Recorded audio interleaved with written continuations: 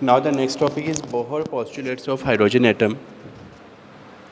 According to Bohr, the electron revolves around the nucleus in the fixed orbit, and the angular momentum of the electron is integral multiple of h upon 2 pi, where angular momentum is mvr is equal to nh upon 2 pi, where m is mass, v is velocity, r is radius, h is Planck constant, and n is integral multiple of, and third is when the electron jumps from the higher energy level to the lower energy level, then energy is released in the form of photon. So we can write here E is equal to EH minus EL, and E is equal to h nu. So therefore we can write h nu is equal to EH minus EL. Next topic is Bohr's theory of hydrogen atom. Let us consider hydrogen atom having charge on the nucleus is small e, and the electron is revolving in its orbit with velocity Vn, and the radius of the orbit is Rn. The orbit can be first, second, third, fourth, so we are writing Rn. Charge on the electron is minus C. Now, electrostatic force of attraction between nucleus and the electron, that is, we can write 1 by 4 pi epsilon 0. Charge on the nucleus, that is E. Charge on the revolving electron is E upon distance square. This is equation number first. If the electron is revolving around the nucleus, then it requires centripetal force. So we can write here mv square upon r, mvn square upon rn. This is equation number second.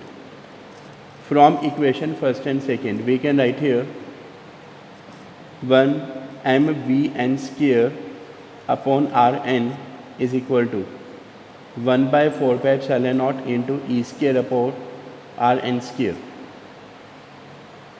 It will be cancelled, so we can write mvn square is equal to 1 by 4 pi epsilon 0 into e square upon rn.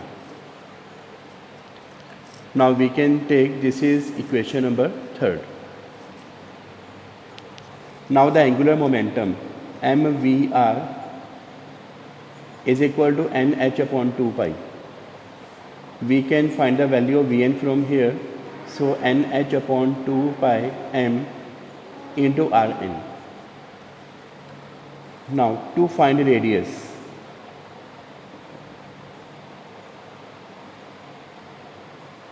now we can use equation number third, m Vn square 1 by 4 pi epsilon 0 into e square upon Rn. Put value of Vn,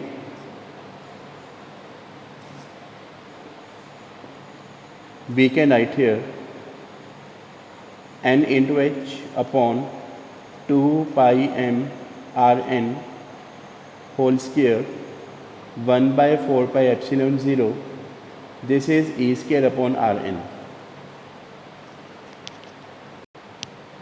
Now we can write m n square h square 4 pi square m square Rn square. This is 1 by 4 pi epsilon 0. This is e square upon Rn. Rn will be cancelled, 4 will be cancelled, pi will be cancelled, this m will be cancelled. From here we can write n square h square upon pi m Rn is equal to, this is e square by epsilon 0. Now we can find the value of Rn. This is equals to n square h square epsilon upon pi m into e square. Now according to this relation, h constant, epsilon naught constant, pi constant, m constant, e constant, therefore we can write Rn directly proportional to n square. If the orbit increases, then radius also increases. Now,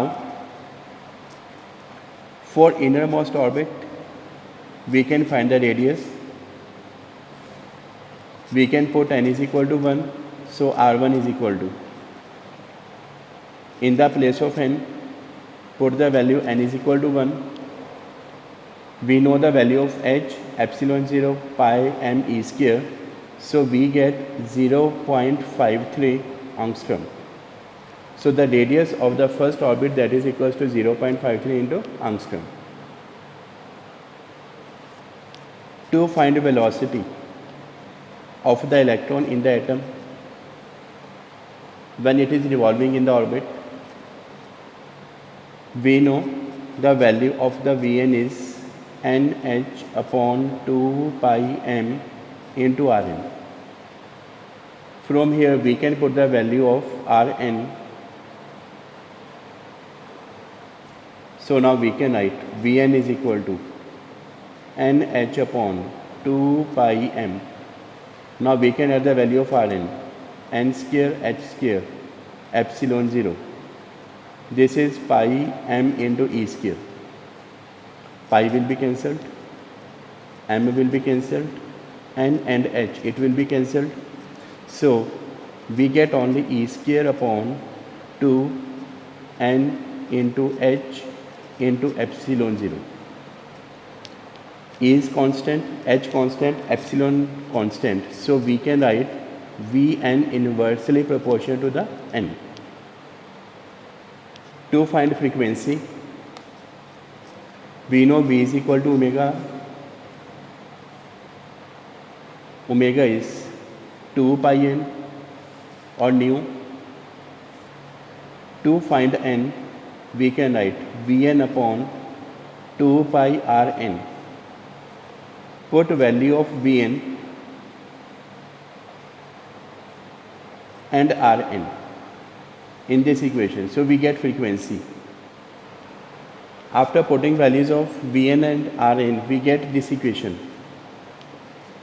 Pi will be cancelled. So we get here n is equal to m e power 4 upon 2 epsilon naught square into 2 to the 4. We can write n cube into h cube. This is the required expression for the frequency.